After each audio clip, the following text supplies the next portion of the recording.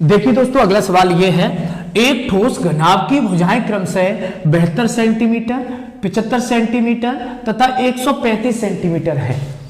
ऐसे घन की प्रत्येक भुजा क्या होगी जिसका आयतन इस ठोस घनाभ के आयतन के बराबर है। तो दोस्तों इसको कैसे हम हल करेंगे, देखिए आपको सबसे पहले पता होना चाहिए कि हमें भुजा एक तो 72 सेंटीमीटर दे रखी है, बी हमें 75 सेंटीमीटर दे रखी है और एच हमें 135 सेंटीमीटर दे रखी है।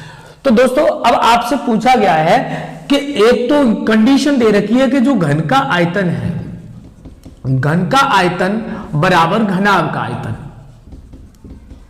घनाभ का आयतन, ये आपकी कंडीशन दे रखी। कह सकते हैं जिसका आयतन यानी घनाभ का आयतन, जो मतलब घन की भुजा पूछे तो घन का आयतन घनाभ के आयतन के क्या है, बराबर। तो यहां पर इसका घनाभ का आयतन मैंने आपको दोस्तों कल पढ़ाया था, भुजा का क्यूब होता है और इसका आयतन होता है दोस्तों L गुणा B गुणा H, ये तो आपको पता ही है।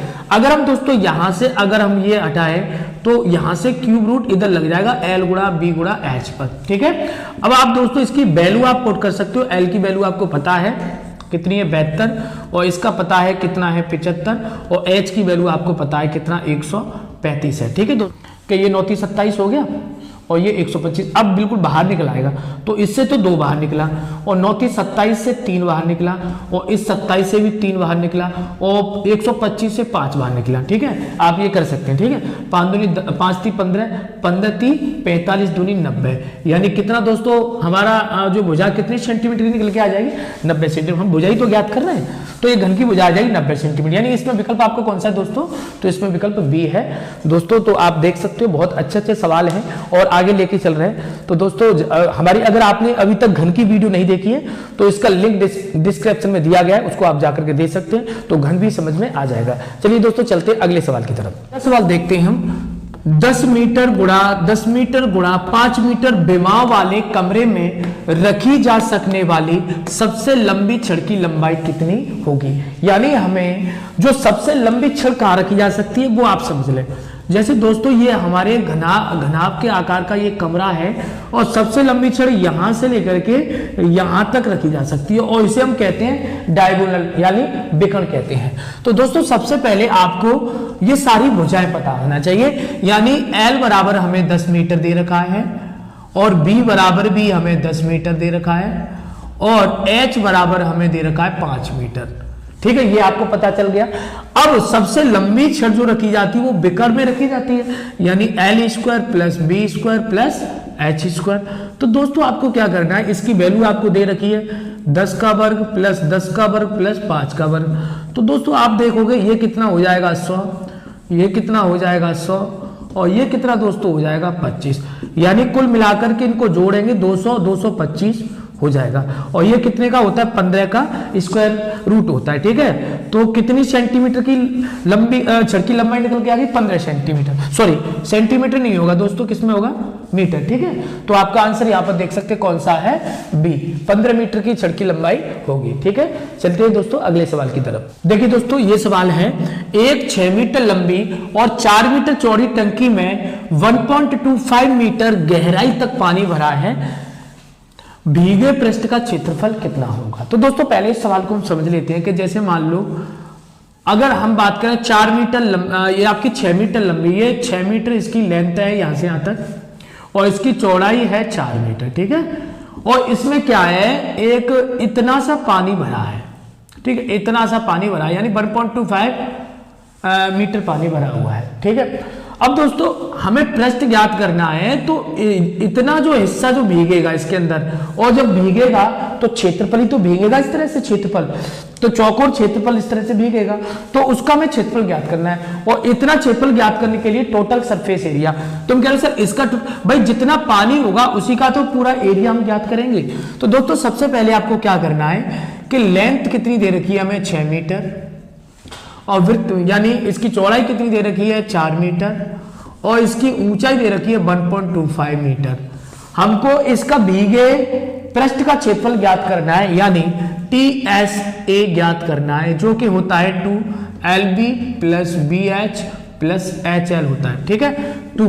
अब LB की बात करें, दोनों का गुणा करें तो 6 चौक 24, ठीक है। BH इन दोनों का गुणा करें तो 25, 1.25 का गुणा 4 में करेंगे तो 5 बन जाएगा दोस्तों। फिर इसका इसमें गुणा करें तो हम इसका गुणा करेंगे तो ये हो जाएगा 7.5, ठीक है, यानी 750 तो 7.5 हो जाएगा। इसको जोड़ेंगे 24 और 5 29 और 7 ये हो जाएगा 36.5। जैसे मल्टीप्लाई करोगे दोस्तों 5 दूनी 10 हासिल 1 और 36 दूनी 72 और 1 73, तो कितना आ जाएगा दोस्तों? तो आप कह सकते हो 73 मीटर स्क्वायर, जो भीगा हुआ पृष्ठ का क्षेत्रफल हो जाएगा 73 मीटर स्क्वायर, यानी आपका विकल्प कौन सा है? आपका विकल्प है डी। ठीक है दोस्तों, अच्छा लगा ना? चलिए चलते अगले सवाल की तरफ। देखिए दोस्तों, अगला सवाल है कि एक ढक्कनदार लकड़ी के संदूक की बाहरी माप 115 सेंटीमीटर गुणा 75 सेंटीमीटर गुणा 35 सेंटीमीटर है।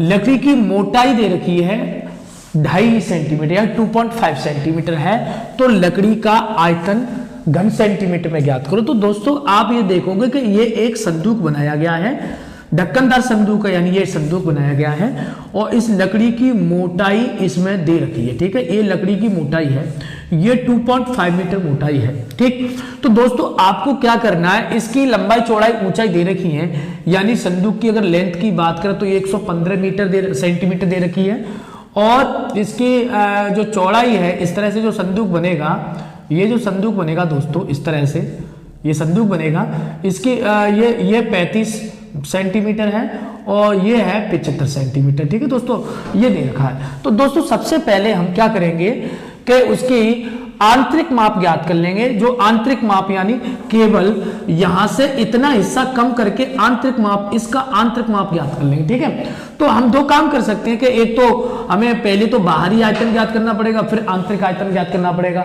जब दोनों का अंतर करेंगे तो लकड़ी का आयतन, यानी हमें ये आयतन ज्ञात करना है, ये संदूक का ये आयतन ज्ञात करना है लकड़ी का। ठीक है, उसके लिए आपको दोस्तों क्या करना है, सबसे पहले देखिए आपको L दिया गया है 115 सेंटीमीटर, B दिया गया है 75 सेंटीमीटर,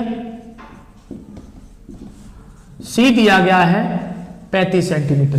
ठीक है, अब दोस्तों आपको क्या करना है, सबसे पहले इसका वॉल्यूम ज्ञात करेंगे। ठीक है, तो इसका जब वॉल्यूम ज्ञात करेंगे तो ये हो जाएगा 115 गुणा 75 गुणा ये संदूक का टोटली बाहर से बाहरी आयतन है। ठीक है, अब हमें आंतरिक माप ज्ञात करनी है। क्या ज्ञात करनी है? आंतरिक माप। आंतरिक माप ज्ञात करने के लिए दोस्तों आपको क्या करना है, L ज्ञात करने के लिए 115 में से, अब ये 2.5 है, 2.5 इधर से होगा और 2.5 इधर से, टोटल कितनी कम हो जाएगी, यानी 2.5, यानी इधर एक सतह इधर एक सतह इधर, तो यहां से यहां तक पूरी, एक तो इधर हो गया एक इधर हो गया डबल, तो 2 का गुणा करेंगे तो 5 सेंटीमीटर कम होगा। कितना होगा? 5 सेंटीमीटर कम होगा।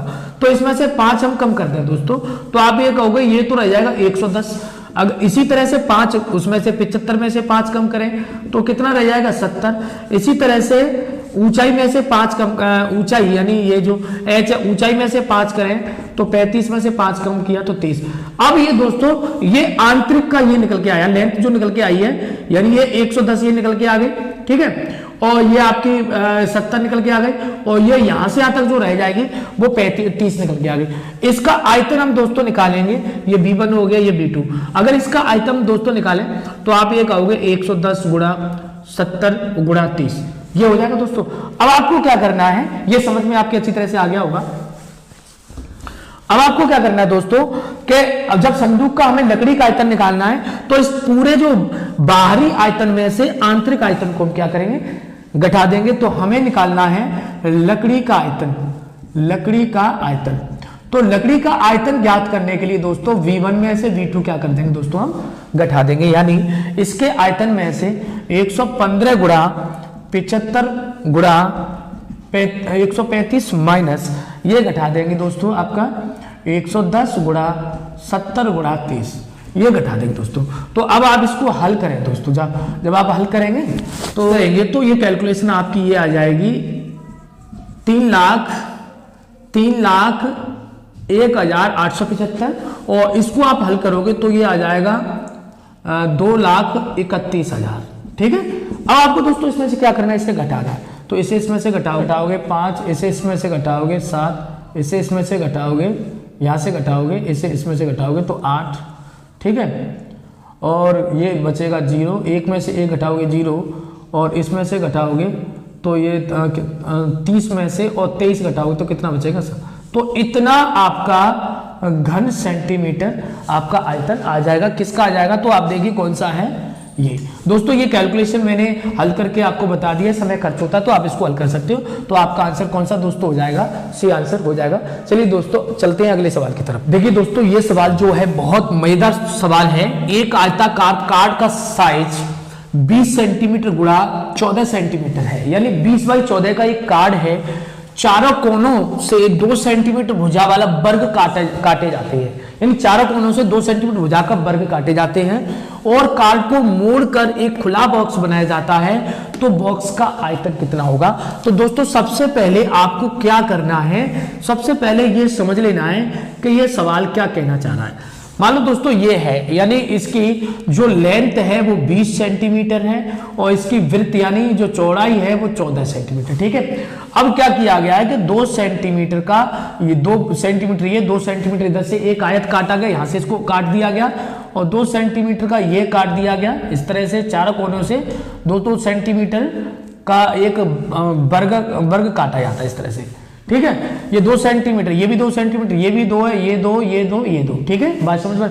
अब इतने हिस्से को यहां से काट दिया जाता है। ठीक है, यानी ये हिस्सा ऐसे काट दिया जाता है। देखो मैं आपको समझा, ये हिस्सा आपने इस तरह से काट दिया। अब इसको इस तरह से मोड़ करके एक बॉक्स बना दिया गया। क्या कर दिया गया? मोड़ करके बॉक्स। तो आप ये खुद समझिए दोस्तों कि यहां से यहां तक ये हिस्सा 2 सेंटीमीटर कटा और यहां से यहां तक ये हिस्सा 2 सेंटीमीटर कटा। अब यहां से यहां तक देखेंगे ये 2 सेंटीमीटर, ये 2 सेंटीमीटर। तो आपको क्या समझ में आ रहा है? आपको समझ में आ रहा है कि जो 20 सेंटीमीटर में से हिस्सा जो कट गया है 2 सेंटीमीटर इधर से 2 सेंटीमीटर इधर से, यानी 4 हिस्सा कट गया तो 16 सेंटीमीटर की लेंथ रहेगी। ठीक है, और इधर से देखेंगे जो इसकी विड्थ जो है वो विड्थ है वो इधर से 2 सेंटीमीटर कट गया, 2 इधर से कट गया, 14 में से 4 कट गया। तो 14 सेंटीमीटर में से जैसे 4 काटोगे तो कितना बचेगा? 10 सेंटीमीटर बच गया। ये तो लंबाई चौड़ाई। अब ऊंचाई कैसे? दोस्तों जब इतने हिस्सा को यूं मोड़ोगे तो इसकी ऊंचाई तो 2 ही रहेगी ना, तो ऊंचाई इसकी 2 सेंटीमीटर होगी। ठीक है दोस्तों, अब आप इसका ये जो बॉक्स बनेगा मोड़ने के बाद में इसका वॉल्यूम दोस्तों आप याद करोगे, लंबाई गुणा चौड़ाई गुणा ऊंचाई, यानी लेंथ इसकी है 16। अब ये लेंगे बोझा। ठीक है, ये 16 है और इसकी 10 है और इसकी ऊंचाई कितनी आ गई? 2। जैसे गुणा करोगे 16 दूनी 32 और 0 बढ़ा दोगे 320। ये आपका घन सेंटीमीटर आपका आंसर आएगा, यानी 320 घन सेंटीमीटर।